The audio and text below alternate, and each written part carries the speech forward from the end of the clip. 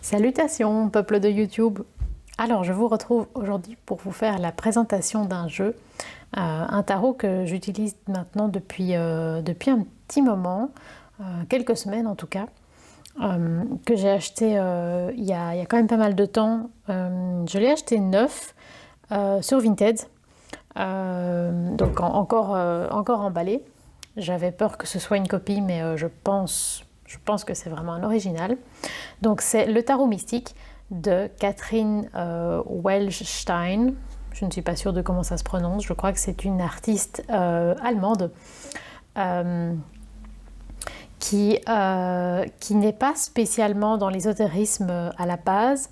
Donc c'est une artiste, une illustratrice qui fait des photomontages, enfin des montages photos du coup, assez évolués.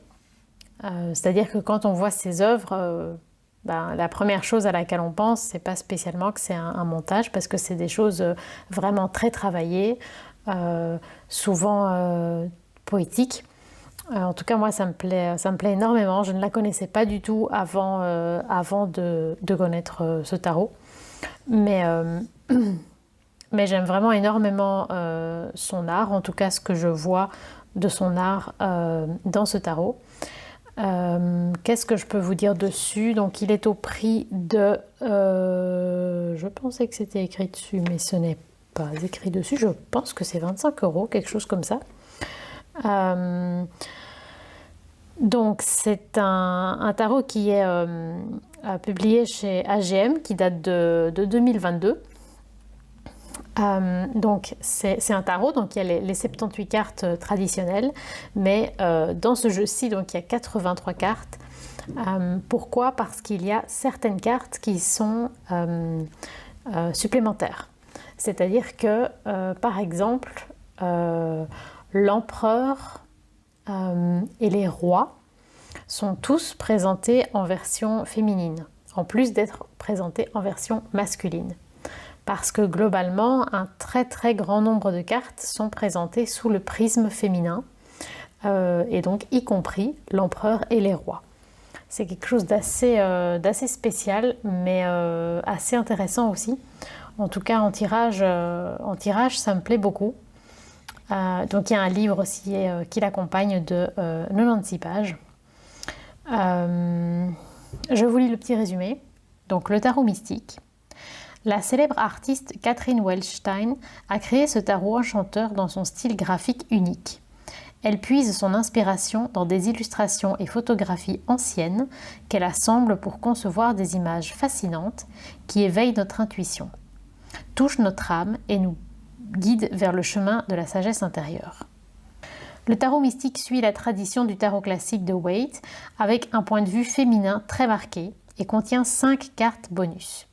Une version féminine pour l'empereur et les 4 rois, de sorte que vous pouvez choisir l'une des 2 versions pour vos lectures. Moi personnellement, je ne choisis pas de version, je mets toutes les cartes ensemble et je tire, voilà, si je tire l'empereur féminin ou l'empereur masculin, je vais essayer de l'interpréter différemment en fonction de ce que je vois dans les cartes, d'une manière relativement intuitive. Mais je ne vais pas choisir les cartes que je prends.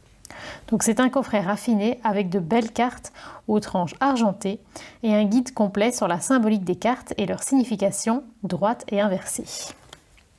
Alors mon jeu, je l'ai un peu trimballé partout ces dernières semaines dans mon sac et donc je l'ai abîmé ici.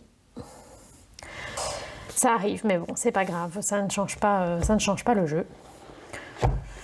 Donc la boîte s'ouvre comme ceci. À l'intérieur, on a j'allais dire un tissu, n'importe quoi, un papier bleu foncé, bleu marine. Sur la tranche, on a ce très joli dessin gris pâle, c'est cette illustration aussi qui est reprise sur le dos des cartes. Donc, on a le même bleu foncé ici. Hop. Alors, je vais commencer par vous parler du livret. Vous voyez le dos des cartes, c'est l'illustration comme je vous le disais. Alors le livret, c'est très étrange parce que je l'ai lu en entier avant de tirer les cartes. Vraiment, je l'ai lu carte par carte en prenant la carte avec moi.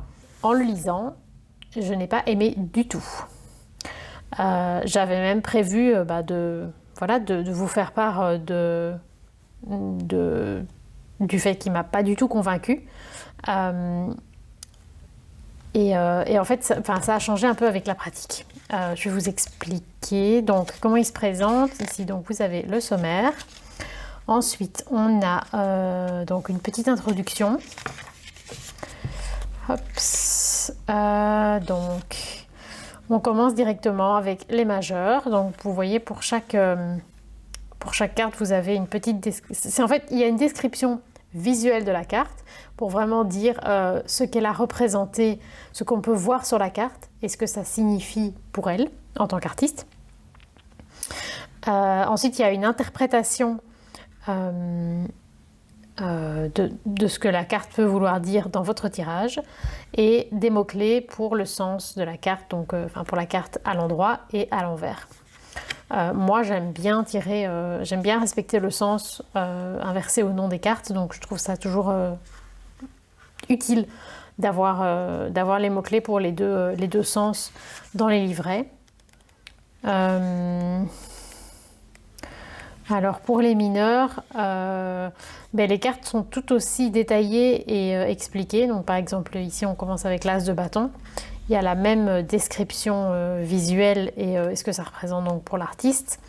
L'interprétation et puis des mots-clés. Bon, c'est peut-être un rien plus court, mais on ne peut pas dire que les mineurs ne sont pas considérés. Ensuite, on a une proposition de tirage.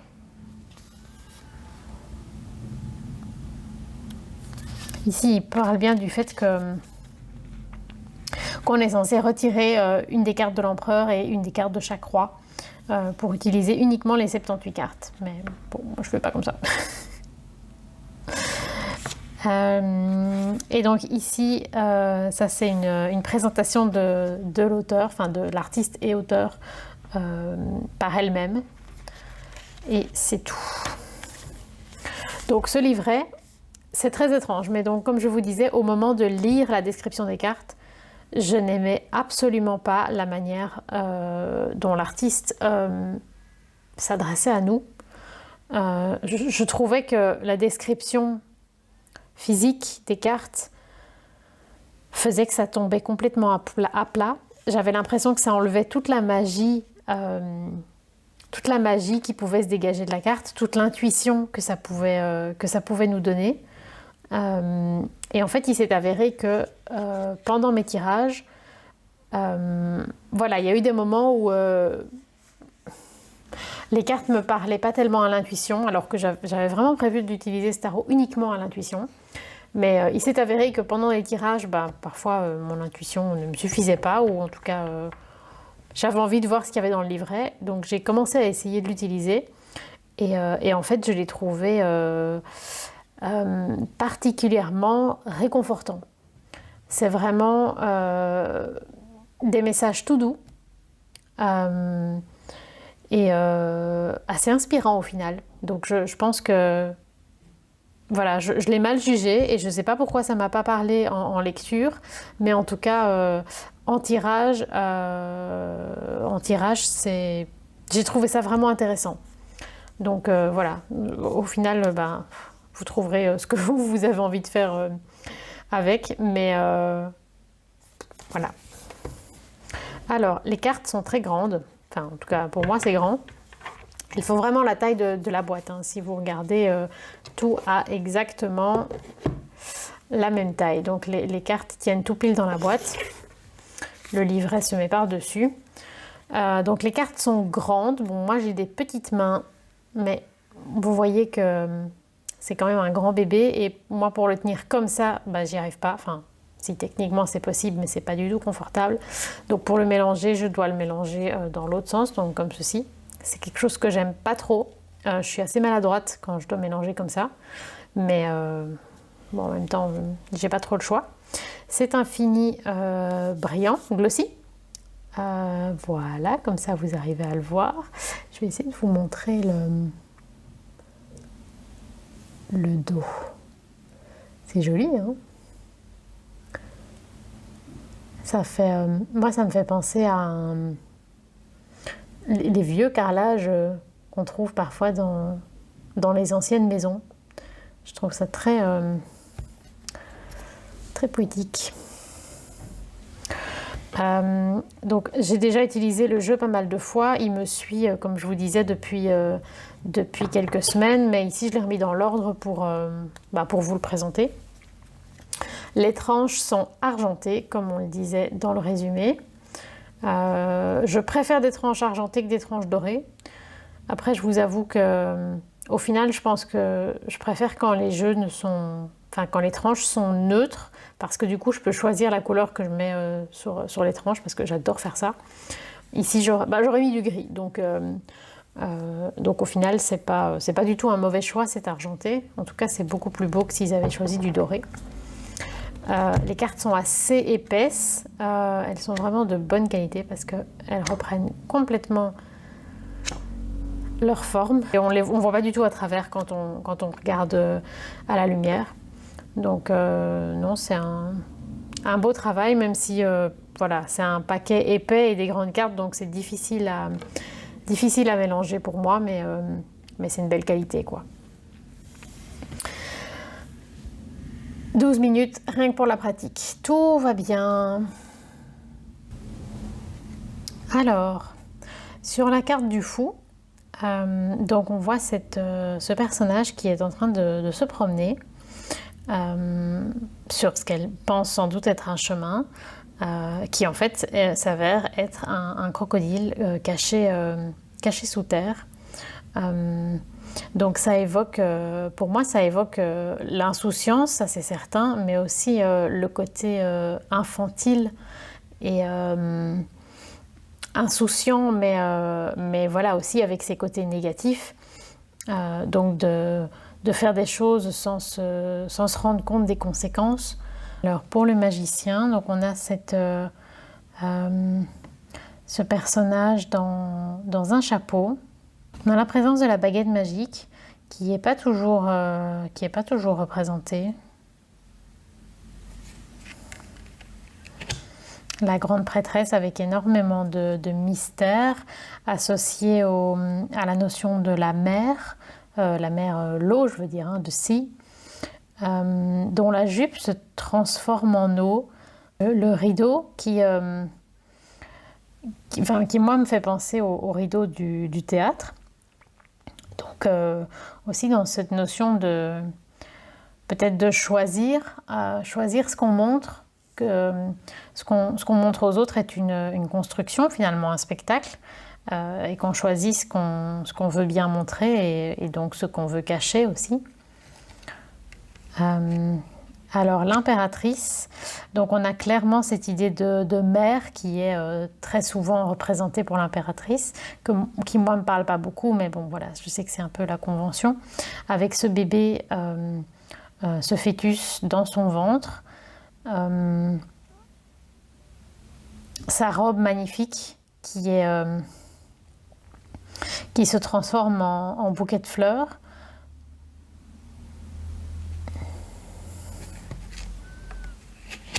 Alors l'empereur, ça c'est la version masculine. On a ces moustaches qui sont des branchages. On a un personnage finalement très, très décoré, donc qui a réussi, qui est sans doute très considéré dans la société. Avec son chapeau qui est une sorte de... Est-ce que c'est une église ? Une église ou un bâtiment, un haut bâtiment en tout cas. Je ne vais pas détailler toutes les cartes parce que j'ai pas envie d'avoir une vidéo qui dure 1000 ans. Alors l'empereur féminin, où on a cette notion de manipulation, de tirer, comment on dit, tirer les gens à la baguette ? Non, mener à la baguette. Cet environnement finalement très urbain, aussi un habit très sérieux qui finalement ne fait pas si féminin que ça, hein.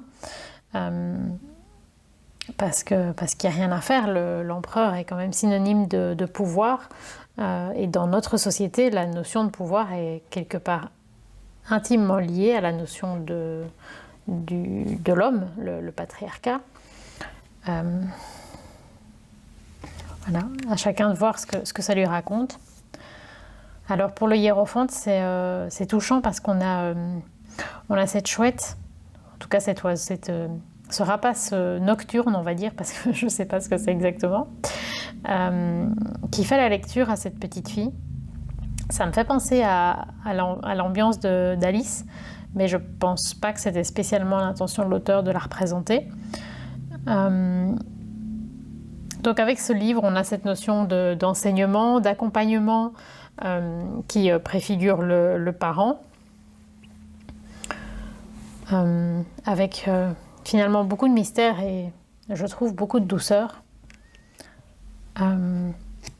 Ici pour les amoureux, en général j'ai plutôt tendance à voir les amoureux comme la carte de l'amoureux, comme dans le tarot de Marseille. Mais ici, je trouve que le parti pris est vraiment très intéressant. Donc, les deux personnages sont d'espèces différentes, ou alors on considère que ce sont des chimères. Mais en tout cas, la première chose qu'on voit, c'est un être humain et un oiseau. Donc, ça parle sans doute d'aimer au-delà des conventions. Donc on ne parle pas nécessairement d'un amour comme un homme aime une femme. C'est un amour beaucoup plus au sens large, et du fait aussi peut-être d'assumer ce qu'on aime finalement, d'assumer les mouvements, l'élan de son cœur, de peut-être même de ne pas avoir besoin de l'approbation des autres. Alors pour le chariot, on a cette petite madame, moi elle me fait penser à un bélier avec sa coiffe extraordinaire, ça me touche parce que moi je suis bélier aussi. Et le chariot qu'elle conduit, on ne sait pas très bien si c'est elle-même, si c'est sa robe, si elle est montée sur l'escargot ou si l'escargot est une part d'elle. Mais en tout cas, il y a la notion de... On n'a pas la notion de vitesse, encore que c'est une manière de voir les choses à notre point de vue, hein. Selon nous, l'escargot est lent, mais sans doute que lui-même ne se sent pas lent puisqu'il va à la vitesse qui lui convient à lui. Ça ne l'empêche pas de mener sa vie comme il doit le faire. Je trouve ça intéressant, cette notion de maîtrise que j'associe au chariot, et qui ici est vraiment présentée sous un autre prisme. On voit qu'il y a de la vitesse dans la carte, et pourtant c'est le type d'illustration où on aurait tendance à dire ah bah oui, ça c'est la lenteur. Non, c'est pas ce que ça représente ici. Alors on a une force pleine d'amour, pleine de compassion. J'aime beaucoup quand la relation entre le personnage et le lion n'est pas où justement il n'y a pas d'utilisation de la force. On voit que la force de cette jeune femme, c'est aussi de savoir réconforter, de savoir prendre soin de quelqu'un qui est blessé. Pour l'ermite, on a une sirène sur un phare. Donc on a cette notion d'isolement. Mais ce qui est intéressant, c'est que donc le phare, normalement, est un repère pour les autres gens, pour les bateaux. Et donc, La lanterne de l'ermite, c'est probablement la lumière du phare. Mais c'est intéressant d'en avoir fait la carte de l'ermite et pas la carte du soleil, par exemple. Parce que du coup, c'est en étant solitaire que cette personne peut montrer le chemin aux autres. C'est comme si ça nous parlait du fait que c'est en suivant sa boussole intérieure, en étant aligné à soi-même, qu'on va pouvoir être utile aux autres, être un repère pour les autres. J'avais prévu de faire une vidéo courte, mais en fait, j'y arrive jamais. Donc voilà, ce sera une vidéo longue. Vous avez l'habitude. Si vous êtes là, c'est que vous aimez ça. J'en sais rien. Alors, pour la roue de fortune, on a cette dame splendide avec son habit extraordinaire. Et donc, les roues sont des engrenages. Donc, le principe des engrenages, c'est qu'ils sont liés les uns aux autres. Et notamment à son cœur. Donc, est-ce que ça nous parle du fait que les émotions, les ressentis sont toujours la conséquence de choses que l'on a vécues, qui se sont passées, mais qui n'ont pas de lien direct, évident avec ce qu'on ressent. Il y a aussi une notion de fragilité finalement du système, que tout fonctionne, tout est lié, tout ce qui se passe à un endroit va se répercuter à un autre, mais à la moindre poussière qui viendrait s'insinuer dans le système, tout peut se rompre aussi. Je ne sais absolument pas si c'était dans les intentions de l'auteur de parler de ça, mais voilà, moi c'est ça que ça m'évoque. Alors la justice, dont la tête se perd dans les nuages. Donc, est-ce que ça nous parle de justice divine qui doit logiquement être quand même en lien avec la justice des hommes, sinon notre justice n'aurait peut-être pas de sens.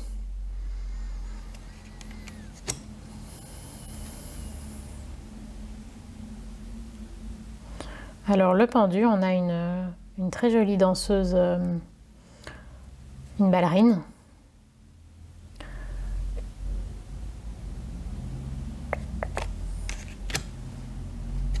La mort, l'arcane 13 en tout cas, qui nous présente un personnage dont le squelette est visible, mais au travers duquel poussent des végétaux. Donc dans l'idée que la vie et la mort sont toujours intimement liées. La tempérance. Le diable, je l'adore cette carte. Faut savoir que moi je suis biologiste, j'ai étudié la botanique à l'université, mais j'ai fait une spécialisation en mycologie, donc l'étude des champignons, pour mon mémoire et après quand j'ai travaillé dans la recherche après mes études. Donc évidemment, quand il y a des champignons quelque part, forcément ça me parle. Ce que j'aime bien ici, c'est donc est-ce que ce personnage est un champignon ou est-ce qu'elle est habillée du champignon? L'histoire ne nous le dit pas. Ce que j'aime bien, c'est la présence de l'araignée, dans l'idée de peut-être se laisser prendre, se laisser attraper, s'engluer dans ses propres passions, dans l'idée de l'addiction.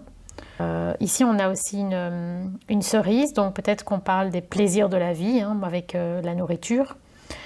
Mais ce que j'aime avec cette représentation du champignon, on pourrait clairement parler de la drogue, dans l'idée de s'accorder un moment de plaisir intense, même si la manite a des conséquences sur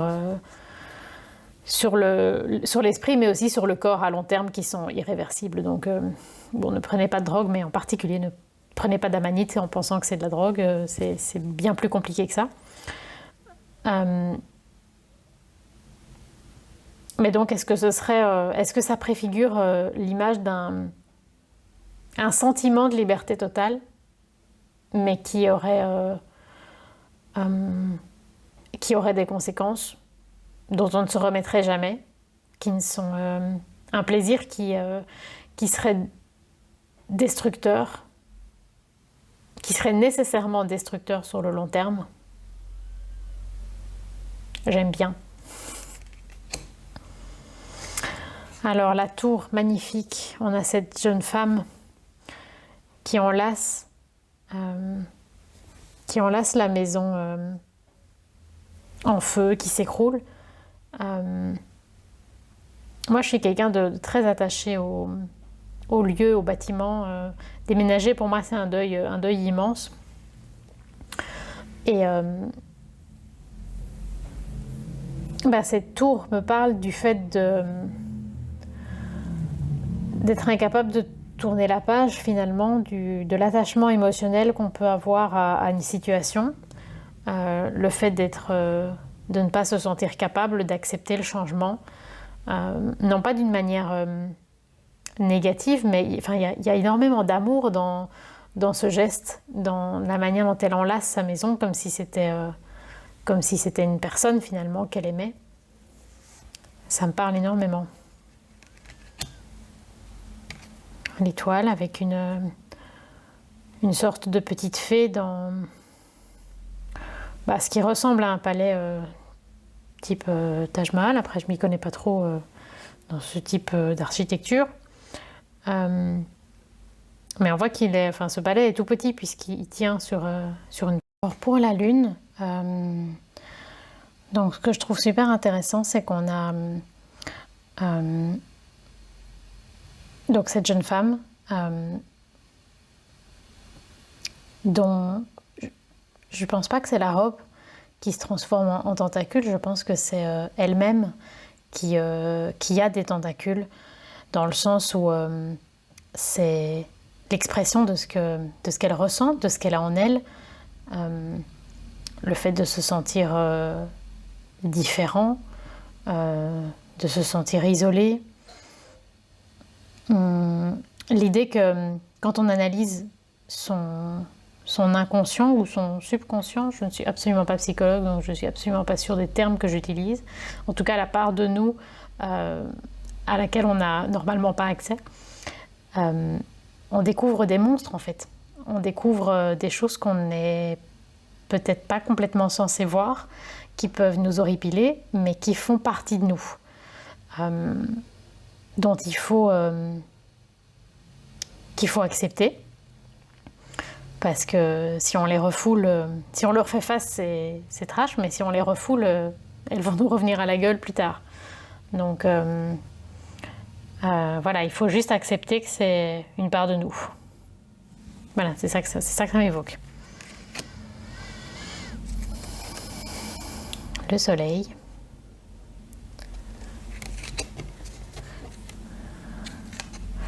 Le jugement.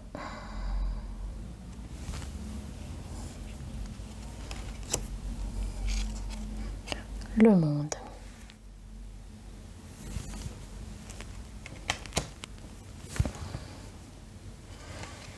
Alors, on commence les mineurs. Je les ai mises... c'est pas l'ordre qui est proposé dans le livret, mais voilà, je les ai rangés, mais je n'ai pas fait spécialement attention à l'ordre des suites. Ici, dans cet as de coupe, ce que je trouve très intéressant, c'est qu'on remarque que la jeune femme ici qui tient la tasse, déjà la tasse est immense, donc moi ça me préfigure des sentiments bouleversants, des sentiments plus grands que nous, et également on voit en fait que c'est comme ça que je l'ai compris, que son vêtement est transparent et que l'on voit les os en dessous. Oui. Donc, est-ce que ça nous parle de mise à nu? Ça me touche, mais je ne sais pas pourquoi. Alors le 2 de coupe avec ses sœurs jumelles et leurs fleurs entrelacées. Le 3 de coupe qui est très mignon, qui me fait penser à un style années 60. Je crois que c'est années 60. Je m'y connais pas très bien.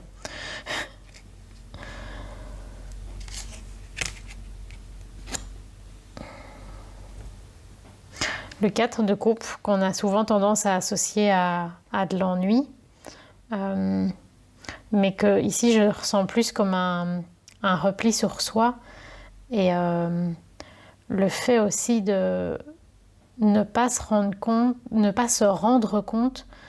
de ce qu'il y a autour de nous, de la valeur, ne pas se rendre compte de la valeur des efforts que déploient les gens ou l'univers, disons, autour de nous pour notre propre bien. Donc pour moi c'est une carte qui invite à la bienveillance envers soi-même, mais plus peut-être essayer de voir le verre à moitié plein plutôt que de le voir à moitié vide. Le 5 de coupe que je trouve absolument magnifique. Bon, on a toujours cette idée de... Il y a ce qu'on a perdu, et il y a ce qu'on possède encore, mais le fait d'avoir mis des êtres vivants, puisque bon, c'est une plante hein, dont la moitié j'allais dire amoureux, non, dont la moitié est morte, mais bien sûr il nous reste quelque chose, et cette chose il faut absolument en prendre soin, parce que c'est un être vivant. Et si on ne se rend pas compte de la présence de cet être, on n'en prendra pas soin comme il faut, et c'est ça qui va provoquer la perte complète. C'est-à-dire qu'à cette étape-là, il y a encore moyen de récupérer. Le 6 de coupe, donc, qui en général est associé à l'enfance, à la nostalgie, à la bienveillance. Et ici, le fait que ces personnages soient si petits par rapport aux personnages qui les observent,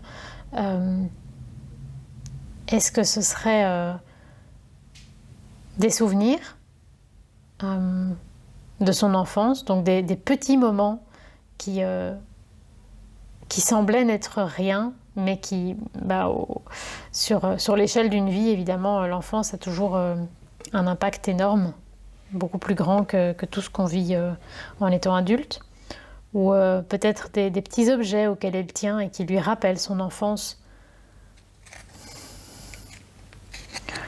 Le 7 de coupe. J'en parle que quand ça m'inspire un truc particulier sur le moment. Le 8.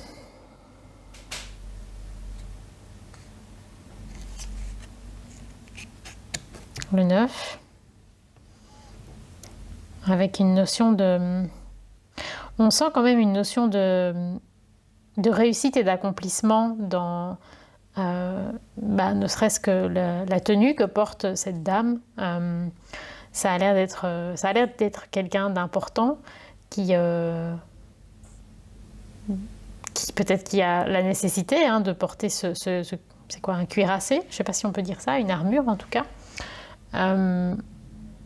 parce qu'elle elle représente quelque chose, elle a accompli une série de choses.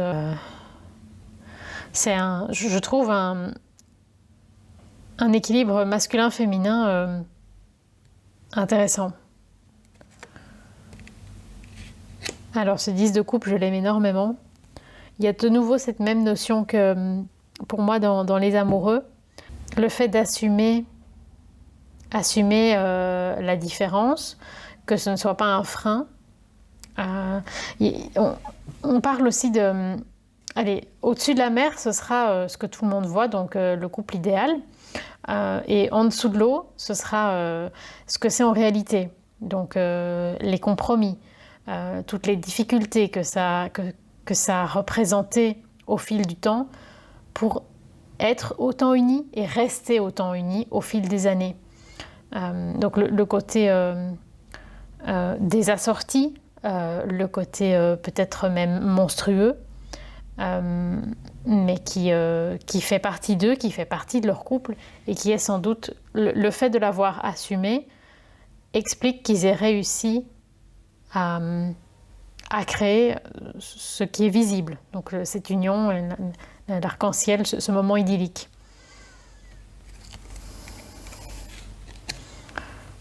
Le valet de coupe. Le cavalier de coupe qui porte son cœur comme un instrument de musique finalement. Donc on pense à la créativité, on pense à la sensibilité artistique. Et j'aime bien le fait que ça évoque, je ne sais pas très bien comment dire, mais une culture peut-être du côté des Indes.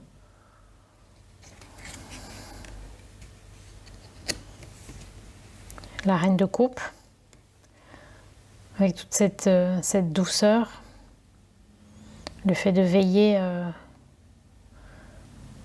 sur les êtres qui constituent son monde.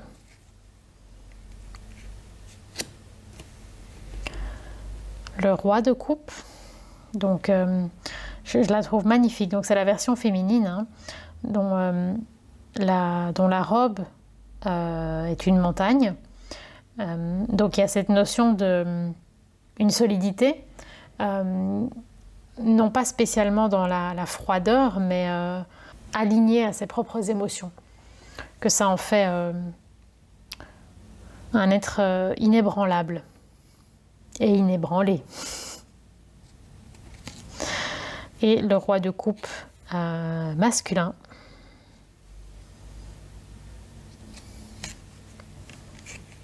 Alors l'as de bâton, que je trouve très poétique. Vous savez que quand il y a quelque chose qui tourne autour de la littérature, c'est toujours... ça a beaucoup de signification pour moi. Donc on a cette rose, ce pays merveilleux qui... Tous ces possibles qui sont issus d'un simple livre.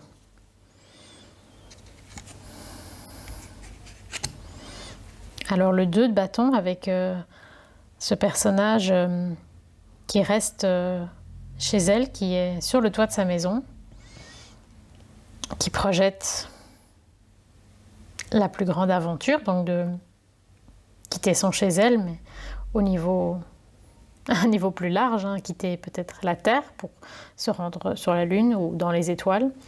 En tout cas, cette notion de projet.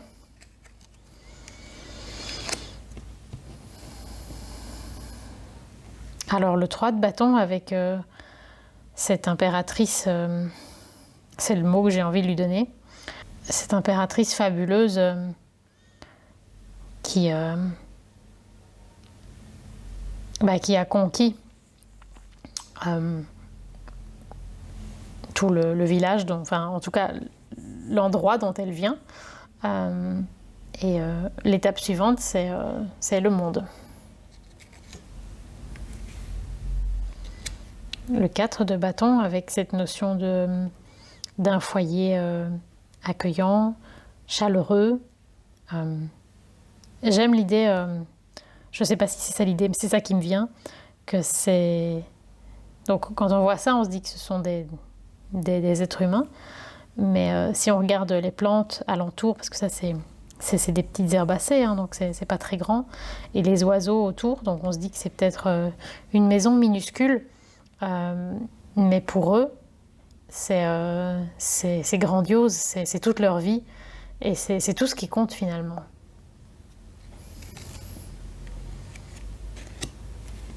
Le 5 de bâton avec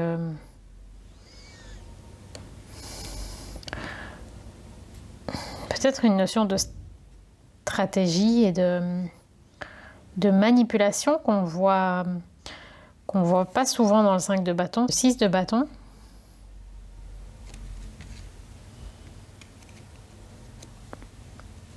Le 7 de bâton.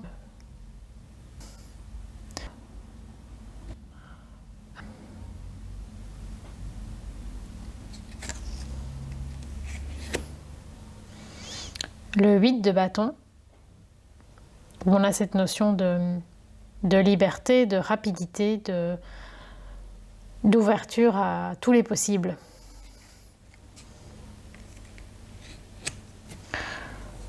Le 9 de bâton, j'aime beaucoup cette représentation avec toutes les cicatrices des batailles précédentes, batailles qu'elle a livrées, on ne sait pas très bien si c'était contre sa plante, qui aujourd'hui fait partie d'elle, ou si c'était pour défendre sa plante.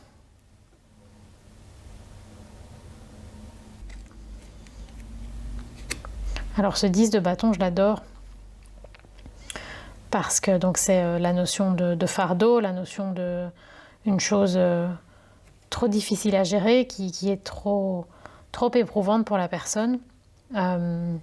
Mais ce qu'elle a accumulé sur son dos, ce sont des fleurs, donc c'est censé être quelque chose qui représente de la joie, qu'on n'associe pas à quelque chose de trop lourd. Et moi, ça me ramène un peu à la notion de, par exemple, la silogomanie, donc la maladie mentale qui fait qu'on accumule. On accumule trop, donc trop de choses, des choses qu'on aime, hein, des choses qui à la base étaient positives, mais c'est leur quantité qui devient toxique et ingérable. Et voilà, c'est ça que ce 10 de bâton m'évoque. Alors le valet de bâton, où on a cette petite aventurière dans la forêt équatoriale. Cavalier de bâton avec une cavalière qui saute un cerceau enflammé. La reine de bâton qui est sublime dans sa robe de plumes de paon.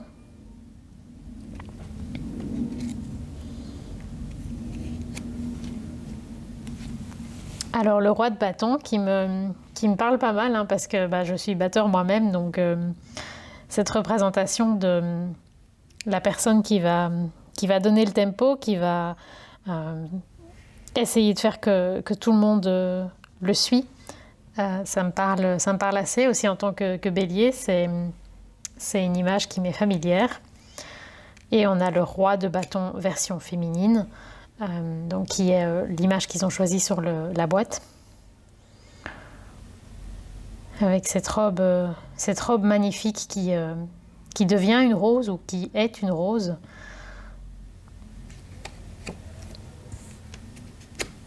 Alors l'as d'épée, où on a peut-être cette idée de solution se trouve dans les idées, dans la tête, puisque donc on a le trou de la serrure ici et la personne qui tient une clé. Avec aussi cette notion, quelque chose qui devient de plus en plus précis au fil du temps, comme les idées qui émergent et puis qui se précisent au fil du temps.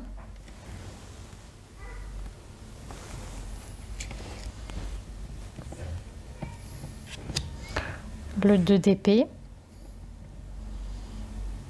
que j'aime énormément, mais je ne suis pas sûre de faire le lien avec le rider classique.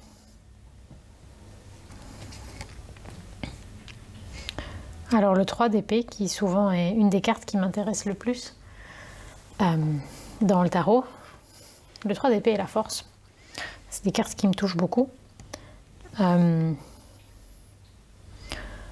Donc ici, le personnage traverse un champ de... Je pense que ça préfigure un champ de ronces, même si ce sont plutôt des branchages divers. Son cœur est représenté par une rose. On voit qu'il pleure des larmes de sang.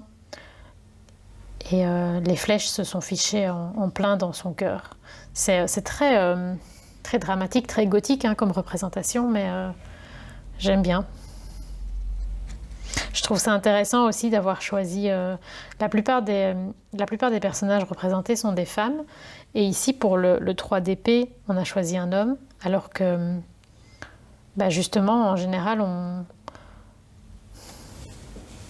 peut-être que l'imagerie classique voudrait que les grands sentiments transperçants, on choisirait de représenter ça sous le prisme féminin, mais ici c'est l'inverse. Alors le 4 d'épée avec cette dame qui fait une sieste sur la lune. Les épées sont des plumes.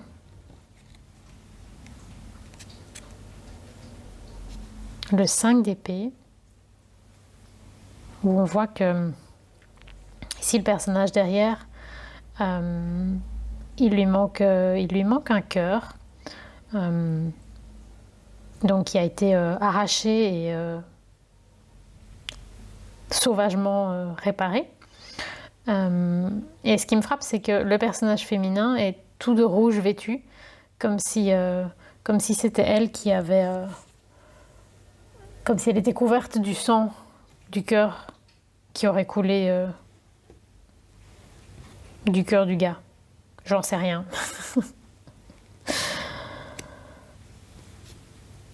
Alors le 6 d'épée, avec cette femme qui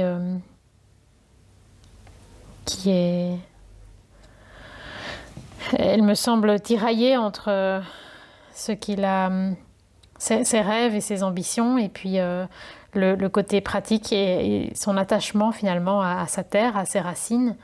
Donc on a cette notion de partir ailleurs, de partir explorer, que ce soit au propre ou au figuré, de trouver son propre chemin, mais la difficulté finalement de choisir entre les deux et de devoir être ni à un endroit ni à un autre, mais entre les deux.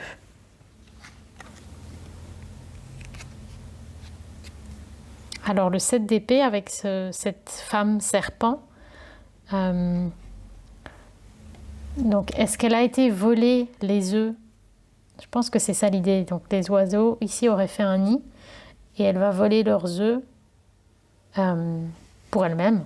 Donc cette notion de vol, de manipulation, de prendre ce qui ne nous appartient pas. Mais ici elle est représentée aussi avec beaucoup de douceur, beaucoup de délicatesse, beaucoup de féminité. Donc, dans l'idée peut-être que l'habit ne fait pas le moine. Alors le 8 d'épée, il me fait un peu penser à... Je ne sais pas du tout si c'est l'idée, mais avec ces arbres ici, ça me fait penser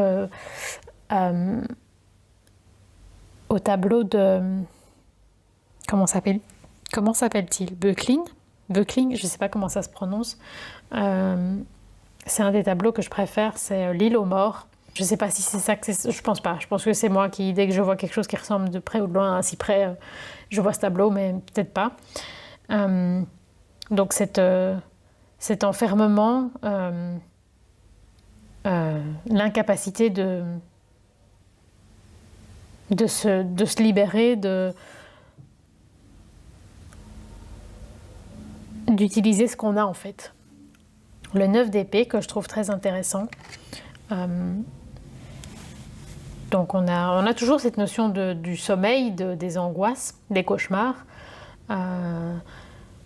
Mais les yeux sur le corps de cette femme, est-ce que c'est son propre regard, le regard qu'elle porte sur elle-même, le jugement qu'elle porte sur elle-même, ou est-ce que c'est justement le jugement des autres qui est trop dur à supporter, ou est-ce que c'est le jugement qu'elle imagine que les autres portent?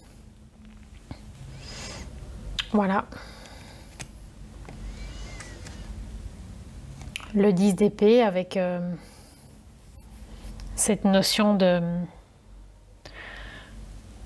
d'enfermement, de ne pas avoir le choix.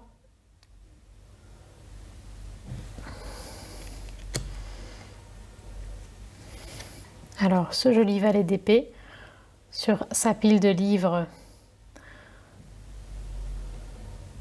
qui prête serment et dont la fleur s'est transformée en fruit et qui laisse aller ses graines aux quatre vents. Je la trouvais extrêmement poétique cette carte. le cavalier d'épée avec une notion qui sans doute de nouveau évoque la littérature, hein, cette robe en papier journal couverte de mots. Et je pense que ce qu'elle tient, c'est une plume.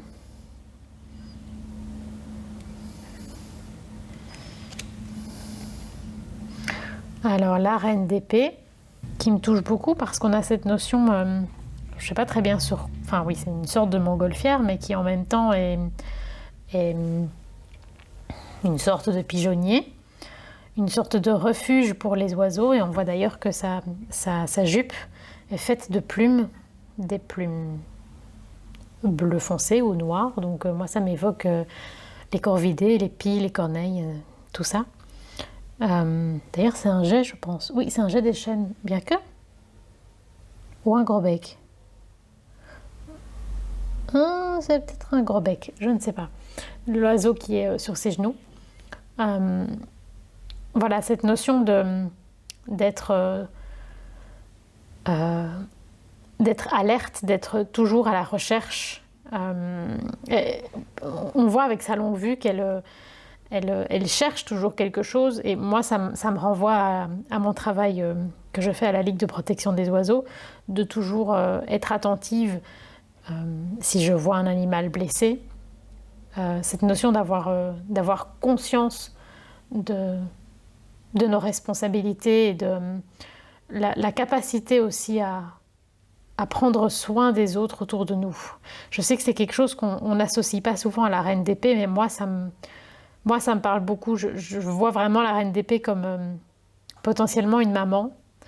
Peut-être pas une maman conventionnelle, donc ça va pas être la dame qui a des enfants, mais plutôt la dame qui s'occupe de la vie autour d'elle. Voilà, ça me parle énormément. Le roi d'épée en version féminine, donc avec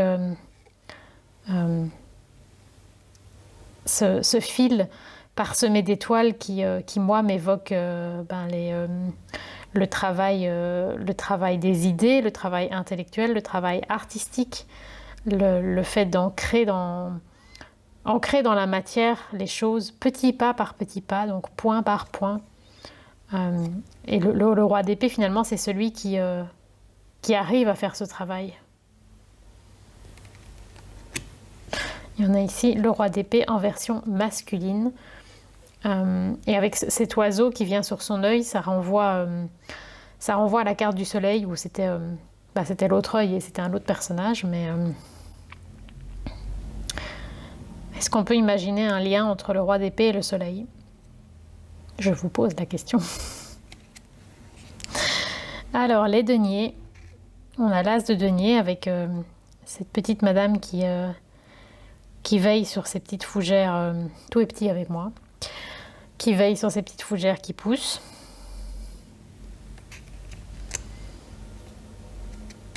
Alors, le 2 de denier ça me fait penser à Mary Poppins. Donc, la notion de gestion délicate d'un ensemble de choses. Ou comme on est sur des bâtiments, moi ça me renvoie toujours à la gestion, l'équilibre vie privée, vie professionnelle, les obligations par rapport aux envies.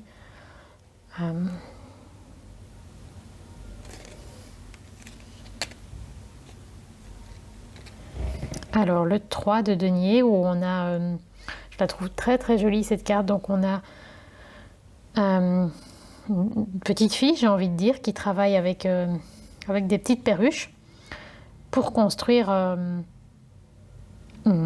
jardin, j'ai envie de dire, un mur en coquelicot. On voit que les petites perruches tiennent ici une brique, ici je ne sais pas très bien si c'est je crois que c'est le marteau, oui. Ou un clou. Non, je pense que c'est l'idée que c'est le marteau. Donc le travail d'équipe. Ce que j'aime bien, c'est que c'est dans le concret, hein, puisque c'est la suite des deniers, mais j'aime bien relier les deniers à plus que juste le concret ou juste le financier. Ici, c'est vraiment lié à la notion de nature et j'imagine le fait de construire un jardin, de construire un espace naturel. dans lequel pourront se développer plein de choses finalement.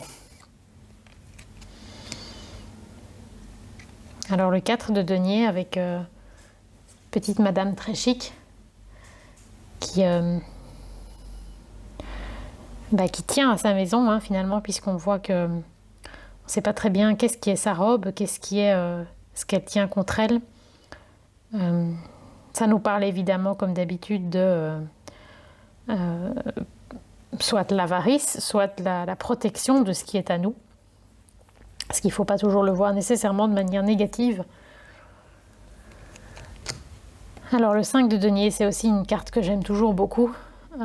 Parce que c'est la carte qui me fait penser à comme si c'était un chapitre dans une œuvre de Charles Dickens. Donc qui nous parle du manque. Elle me renvoie un peu à un 3 d'épée, donc le manque dans l'idée de se sentir vide, peut-être comme si on était en deuil. En tout cas, cette rose inversée dans une robe vide, dans un espace vide à l'intérieur de la personne, je trouve que c'est très parlant. Alors le 6 de denier, c'est une carte que moi j'ai toujours beaucoup de mal à la voir comme étant la générosité. Je trouve que souvent c'est plutôt l'inverse. Moi je vois toujours un personnage qui calcule scrupuleusement et qui donne très très peu aux gens autour de lui. Je vois vraiment plutôt ça comme limite l'avarice ou vraiment être sûr que les gens ne reçoivent pas plus que exactement ce à quoi ils ont droit. Et finalement, ça me fait vraiment penser à ça dans l'idée ici que pour servir à boire, on va compter les gouttes avec précision. Voilà, tous les 6 de denier me ramènent toujours à cette idée d'être quelque part d'être trop près de ses sous en fait. Ce qu'on assimilerait au 4 de denier, moi je le vois plutôt dans le 6. Alors le 7, super joli avec ce personnage qui récolte le fruit de son travail.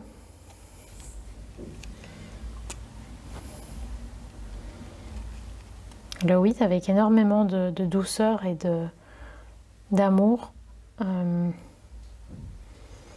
Ça me fait... De nouveau, ça me renvoie un peu à l'idée de prendre soin des autres et de prendre soin des êtres autour de nous auxquels personne ne prêterait attention. Si ça peut signifier quelque chose pour vous. Le 9 de denier, cette personne, cette représentation me fait penser à ma petite cousine. Je pense pas qu'elle passera par là. Mais voilà, Babi, si tu vois cette vidéo, je trouve que cette magnifique illustration me fait penser à toi. Très élégante.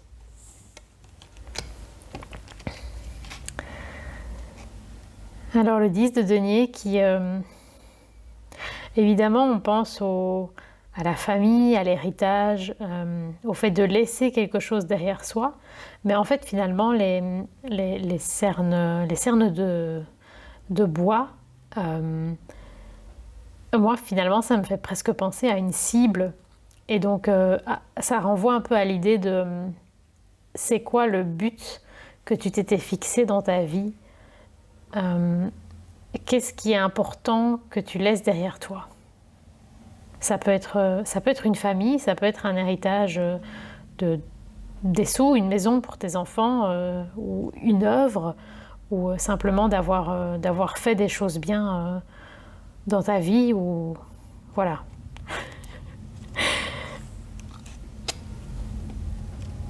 Alors le valet de denier, tout en délicatesse, qui me fait aussi penser à Tutu de Danse classique. Le cavalier de denier avec cet extraordinaire cheval en feuilles. On dirait qu'il est dans un champ de salade.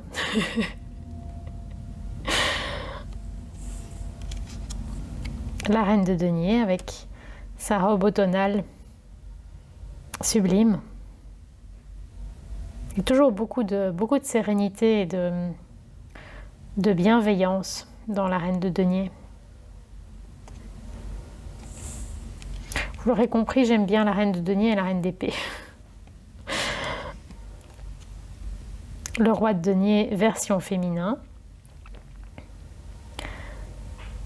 Avec la notion de trésor, hein, finalement, d'héritage.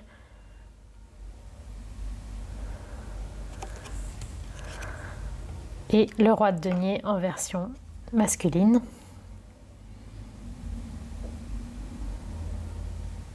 Donc avec une certaine notion de noblesse, d'élégance, peut-être aussi de respect des valeurs familiales, des anciennes valeurs, que j'ai envie de dissocier de la notion de chasse qui, moi, me met très mal à l'aise. Voilà, j'essaie de garder le positif, de voir ce qui me plaît. Et alors ce que je fais également, c'est que on a une carte supplémentaire qui présente le jeu, mais qui a le même dos que le reste du jeu. Et donc en fait je le mets avec et je l'utilise comme un peu comme un joker en fait. Dans le tarot, c'est vrai que le fou a déjà ce rôle de joker, hein, de choses, de personnages inattendus et qui osent. Mais ici en fait c'est un joker dans le sens où si je tire cette carte, je le vois comme le fait que le jeu ne souhaite pas me répondre. Voilà, donc je le laisse avec. J'ai conscience que c'est chelou, mais j'aime bien. Écoutez, voilà. De nouveau, ça a été très très long. Décidément, je ne sais pas faire de vidéos courtes. Donc voilà, je crois que je vais laisser tomber l'idée de faire des vidéos courtes. Donc j'espère que cette présentation vous a plu. En tout cas, c'est un jeu qui me plaît beaucoup. Que je pensais utiliser uniquement en intuitif. Et en fait, finalement, pas tant que ça. Je trouve que les cartes sont intéressantes en intuitif pour les observer hors contexte tirage. Mais dans un tirage, en fait, je ne vais pas dire que je n'utilise pas l'intuitif parce que ce serait un mensonge. Mais voilà, je ne suis pas spécialement proche de l'interprétation traditionnelle du tarot. Mais en tout cas, je m'aide, quand j'en ressens le besoin, je m'aide assez bien du livret. Voilà, c'est tout ce que j'avais à dire pour ce jeu que je ne saurais que trop vous conseiller. N'hésitez pas à me dire si ça vous a plu, si vous l'avez vous-même, si vous l'aimez bien et quel type de tirage vous réalisez avec. N'hésitez pas, comme d'habitude, à vous abonner, à liker, à commenter, à partager. Et sur ce, prenez soin de vous et je vous souhaite longue vie et prospérité.